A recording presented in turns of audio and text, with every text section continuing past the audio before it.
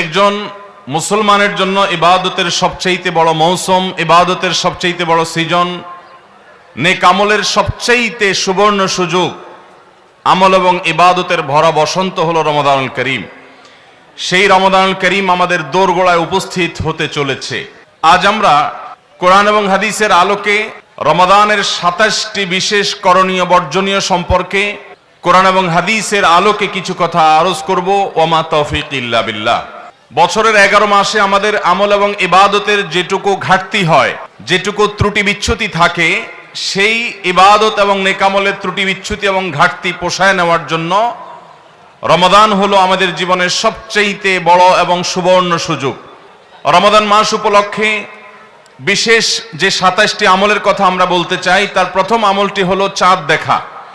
রমাদান মাসের চাঁদ শাবানের শেষ দিনে আমরা পশ্চিম আকাশে তালাশ করব, অনুসন্ধান করব। রমাদানের দ্বিতীয় আমল হলো সবচেয়ে গুরুত্বপূর্ণ আমল, সেটা হলো সিয়াম সাধনা, রোজা রাখা। প্রত্যেক প্রাপ্তবয়স্ক সুস্থ মস্তিষ্ক সম্পন্ন নারী এবং পুরুষ তিনি যদি মুসলমান হয়ে থাকেন, তাহলে সেক্ষেত্রে তার উপরে আল্লাহ রাব্বুল আলামিন রমাদানের দিনের বেলায় রোজা রাখা, সিয়াম সাধনাকে ফরজ করেছেন। প্রত্যেক প্রাপ্তবয়স্ক মুসলিম নারী এবং পুরুষ যদি সুস্থ সবল হয়ে থাকেন, আল্লাহ রাব্বুল আলামিন এই ফরজটাকে পালন করতে হবে। আল্লাহ বলেছেন, কুতিবা আলাইকুমুস সিয়াম, তোমাদের উপরে রোজা রাখাটাকে ফরজ করা হয়েছে। অতএব রমজানের দিনের বেলা রোজা রাখা হলো রমজানের সবচেয়ে বড় আমল। এটা হলো দ্বিতীয় আমল বলেছি। নাম্বার 3, রমাদান মাস উপলক্ষে রাতের বেলায় তারাবির নামাজ আদায় করা, এটা রমাদানের তৃতীয় আমল। নবী করিম সাল্লাল্লাহু আলাইহি সাল্লাম বলেছেন, মান কামা রমাদানা ঈমানান ওয়া ইহতিসাবা গুফিরা লাহু মা তাকাদ্দামা মিন যামবি। যে ব্যক্তি রমজান মাসে রাতে দাঁড়িয়ে ঈমানের সাথে, ইখলাসের সাথে আল্লাহর কাছ থেকে সওয়াব পাওয়ার আশায় তারাবির নামাজ পড়বে, তার পূর্বের সমস্ত গুনাহ খাতা মাফ করে দেওয়া হবে। রমজানের চতুর্থ আমল হলো সাহারি করা। আমরা অনেকে ইচ্ছাকৃতভাবে সাহারি করি না, হয়তো কখনো ভালো লাগে না সাহারি করতে, খাওয়ার রুচি থাকে না, আমরা সাহারি খাই না। সাহারি খাওয়া ছাড়াও যদি কেউ রোজা রাখে, রোজা হয়ে যাবে, কিন্তু সাহারি খেলে আপনার খাদ্য গ্রহণ হবে, পাশাপাশি আপনি সওয়াবও লাভ করবেন। 5 নম্বর আমল হলো সাহারিটা শেষের দিকে খাওয়া। এখনো অনেক মুরব্বীরা আছেন গ্রামাঞ্চলে, তারা মাঝরাতে সাহারি খেয়ে ফেলেন, 12টা-1টার দিকে সাহারি খেয়ে ফেলেন। সাহারি খাওয়ার জন্য সবচেয়ে উত্তম সময় হলো রাতের শেষ প্রহরের একেবারে শেষের দিকে। 6 নম্বর আমল হলো রমজান উপলক্ষে ইফতার করা। ইফতার মানে নাস্তা খাওয়া। সারা বছর আমরা দিনের বেলায় শুরুতে নাস্তা খাই, কিন্তু এর কারণে কোনো সওয়াব আমাদের আমল নামায় লেখা হবে এমন কোনো কথা বলা হয় নাই। কিন্তু রমজান মাসের সন্ধ্যা যখন আপনি ইফতার খাবেন, এই ইফতার খাওয়ার মাধ্যমে আপনি একটা সুন্নাহর উপর আমল করলেন, এটার কারণে আপনার আমল নামাতে একটা সওয়াব লেখা হবে। সওয়াবের আশা যদি আপনার থাকে, ইফতারের নিয়ত যদি আপনার থাকে, তাহলে এর মাধ্যমে আপনি সওয়াব লাভ করবেন। 7 নম্বর আমল হলো ইফতারটা তাড়াতাড়ি করা, ইফতার বিলম্বে না করা। আমরা অনেকে আছি ইফতার অনেক বেশি দেরি করি। আমরা মনে করি যত দেরি করে ইফতার করা যায় ততই বোধহয় রোজাটা নিশ্চিতভাবে শুদ্ধ হয়, সঠিক হয়। এটা ভুল ধারণা। নবী করিম সাল্লাল্লাহু আলাইহি সাল্লাম বলেছেন, যতদিন পর্যন্ত এই উম্মত মুসলমান জাতি ইফতার দ্রুততার সাথে করবে, অর্থাৎ ওয়াক্ত হওয়ার পর আর বিলম্ব করবে না, ততদিন পর্যন্ত তারা কল্যাণের মধ্যে থাকবে। 8 নম্বরের রমজানের আমল হলো ইফতারের দোয়া পড়া। ইফতারের দোয়াটা আমরা অনেকে জানিও না, আবার অনেকে জানলেও সেটা কখন পড়তে হয় সেটা জানি না। ইফতারের শুরুতে বিসমিল্লাহ বলে ইফতার শুরু করতে হবে, ইফতার করা শেষ, এরপরে দোয়া পড়তে হবে। আমরা অনেকে ইফতারের আগে দোয়া পড়ি, এই দোয়াটা ইফতার দোয়াটা পড়তে হয় ইফতারের পরে। দোয়াটা হলো যাহাবাজ জামা ওয়াবতাল্লাতিল উরুক ওয়া সাবাতাল আজরু ইনশাআল্লাহ, এটা হলো দোয়া। 9 নম্বরের আমল হলো ইফতার এবং সাহারি উভয়টাতে খেজুর খাওয়া, এটা সুন্নাহ। খেজুরের মধ্যে প্রচুর খাদ্য শক্তি আছে। আমরা রমজান মাসে যে রোজা রাখি, সারাদিন পানাহার বর্জন করে থাকি, আমরা যদি সাহারিতে খেজুর খাই, আমাদের শরীরে প্রচুর পরিমাণ খাদ্য শক্তি থাকবে। 10 নম্বরের রমজানের আমল হলো দিনভর বেশি বেশি দোয়া করতে থাকা। ভাইরা আমার, রোজাদার ব্যক্তির দোয়া আল্লাহ রাব্বুল আলামিন ফিরিয়ে দেন না। রোজাদার ব্যক্তি দিনভর আল্লাহর কাছে দোয়া করতে থাকলে সে দোয়া কবুল হয়। নবী করিম সাল্লাল্লাহু আলাইহি সাল্লাম বলেছেন যে কয়েক ব্যক্তির দোয়া ফেরত দেওয়া হয় না, এর ভিতরে একজন হলেন আস-সাইমু হাত্তা ইফতির, রোজাদার ব্যক্তি ইফতার করা পর্যন্ত তার দোয়া কবুল হতে থাকে। আপনি রোজাদার অবস্থায় দোকানে কাজ করছেন, খেতে খামারে কাজ করছেন, আপনি ব্যবসা প্রতিষ্ঠানে কাজ করছেন, আপনি রাস্তায় হাঁটাচলা করছেন, মা বোনরা বাসা বাড়িতে গৃহস্থলী কাজকর্ম করছেন, এই কাজের ফাঁকে ফাঁকে ওযু নেই, অসুবিধা নেই, এই অবস্থায় আপনি দোয়া করতে থাকেন। রোজাদার অবস্থায় দোয়া কবুল হয়। সারাদিন আপনি মনে মনে আপনার চাওয়াগুলো আল্লাহর কাছে নিবেদন করেন, আল্লাহর সাথে আপনি কথা বলতে থাকেন, কারণ দোয়া কবুলের একটা মোক্ষম সময় হলো রমজান মাসে এই রোজা অবস্থায়। 11 নম্বর রমজানের বিশেষ আমল হলো সকল প্রকার পাপাচার বর্জন করা, কারণ রমজানের রোজার উদ্দেশ্যই হলো আমরা যেন পাপাচার বর্জন করতে পারি।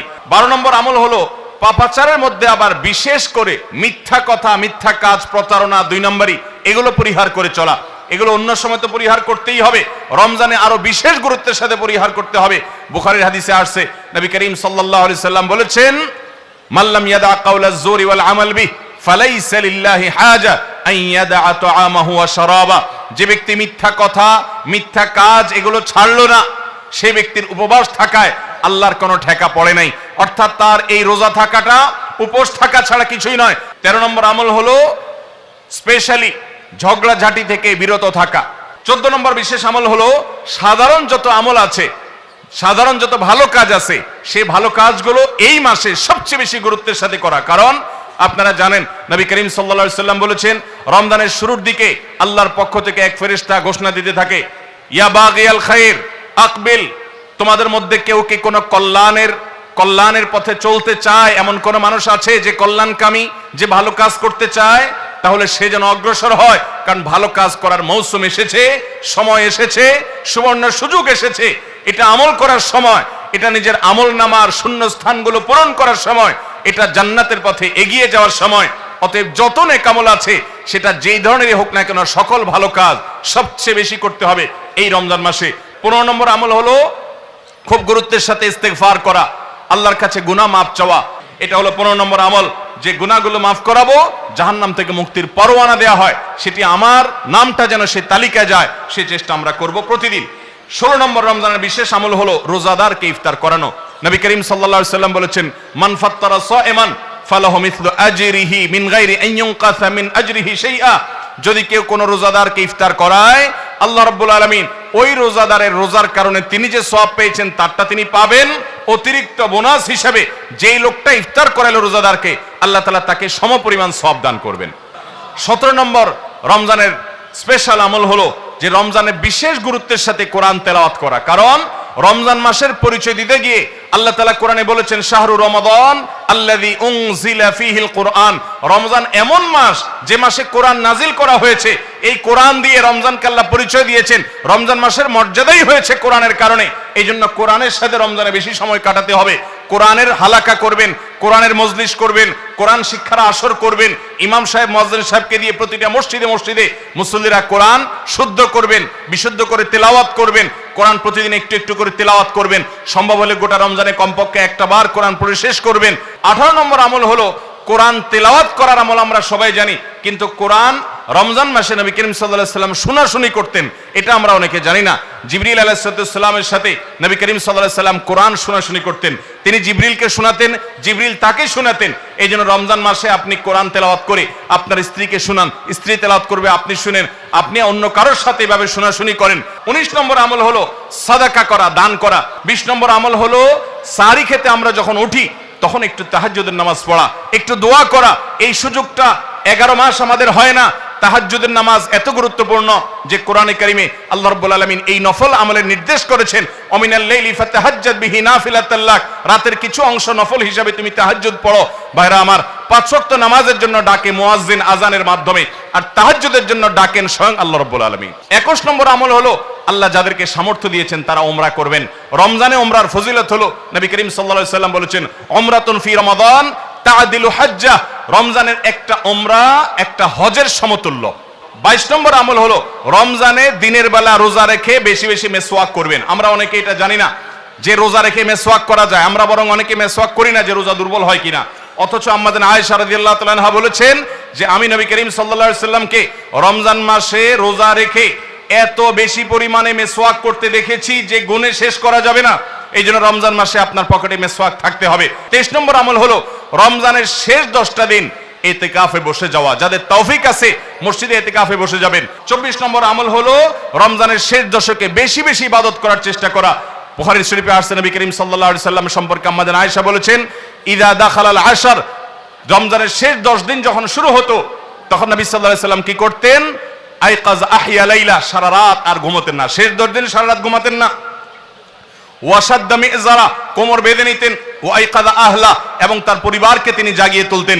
আরেক হাদিসে আসছে নবী সাল্লাল্লাহু আলাইহি সাল্লাম বলেছেন, কারণ নবী সাল্লাল্লাহু আলাইহি ওয়াসাল্লাম ইযা দাখালাল আশর ইয়াজতাহিদু ফীহি মা লা ইয়াজতাহিদু ফী গায়রি, নবীজির জীবনে কখনো ইবাদতের জন্য এত চেষ্টা করতেন না যত চেষ্টা করতেন রমজানের শেষ দশকে ইবাদতের জন্য। 25 নম্বর আমল হলো লাইলাতুল কদর তালাশ করা। নবী করিম সাল্লাল্লাহু আলাইহি সাল্লাম বলেছেন, তাহাররু লাইলাতুল কদর ফিল বিত্রি মিনাল আশরিল আওয়াখির মিন রমাদান, তোমরা রমজানের শেষ দশকের বেজোড় রাতগুলোতে লাইলাতুল কদর বেশি বেশি করে তালাশ করো। বেজোড় রাতগুলোতে বেশি বেশি, শেষ দশকের প্রত্যেক রাতেই জেগে জেগে ইবাদত করা কদর হতে পারে সে আশায়। কদরের একটা রাত যদি ইবাদত করতে পারেন আপনি, তাহলে 1000 মাস ইবাদতের চাইতে বেশি উত্তম হবে, আপনার আমলনামাতে সওয়াব বেশি জমা হবে। 25 নম্বর আমল হলো লাইলাতুল কদর তালাশ করা। শেষ দশকের সবগুলো রাতে, সম্ভব না হলে বেজোড় রাতে। আল্লাহ আমাদেরকে তৌফিক দান করুন। আর 26 নম্বর আমল হলো লাইলাতুল কদর যদি আমরা পেয়ে যাই, মনে হয় যে এটা লাইলাতুল কদর হতে পারে, তাহলে একটা বিশেষ দোয়া পড়া। দোয়াটা হলো আল্লাহুম্মা ইন্নাকা আফুউন তুহিব্বুল আফওয়া ফাআফু আন্নি, হে আল্লাহ আপনি ক্ষমাশীল, আপনি ক্ষমা করতে ভালোবাসেন, পছন্দ করেন, আপনি আমাকে ক্ষমা করুন। এই দোয়াটা পড়বো তো ইনশাআল্লাহ। 27 নম্বর এবং সর্বশেষ আমল হলো রমজানের শেষে, ঈদের চাঁদ দেখা যাওয়ার পর অথবা ঈদের চাঁদ দেখা যাওয়ার একদিন আগেও করা যায়, ফিতরা আদায় করা, গরিবদের বাসায় খাদ্য পৌঁছে দেওয়া। এটা কেন করব? নবী করিম সাল্লাল্লাহু আলাইহি সাল্লাম বলেছেন, যাকাতুল ফিত্রে তুহরাতান লিস-সাইমি আনিল লাগবি ওয়ার রাফাস ওয়া তু'মাতাল লিল মাসাকিন। ফিতরা এটা হলো দুইটা উদ্দেশ্যে। এক হলো রোজা রেখে আমাদের যে ছোটখাটো ভুল ত্রুটি হয়, অনর্থক কথা হয়ে যায়, এগুলো থেকে রোজাটাকে পরিচ্ছন্ন করার জন্য সদকায়ে ফিতর বা আমরা যে ফিতরা দেই এটা ভূমিকা রাখে, এটা কার্যকর হয়, আমাদের রোজাকে ত্রুটিমুক্ত করে দেয়, রিফাইন্ড করে দেয়। আর দ্বিতীয়ত হলো ঈদের দিন গরিব দুঃখীদের বাসায় খাবারের নিশ্চয়তা এনে দেয়।